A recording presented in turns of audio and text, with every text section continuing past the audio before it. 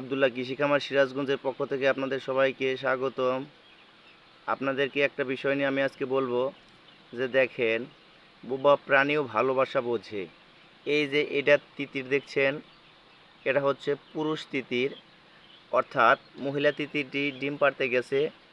পুরুষ তিতিরটি এখানে দাঁড়িয়ে আছে, অপেক্ষা করতেছে তার প্রিয়জন সঙ্গিনী কখন আসবে, তার সাথে সে চলে যাবে। ওই দেখেন, আমি আপনাদেরকে দেখাচ্ছি, ওই যে তিতিরটি, মহিলা তিতিরটি ডিম দিয়েছে, মহিলা তিতির ডিম দিয়েছে আর সে তার জন্য অপেক্ষা করতেছে।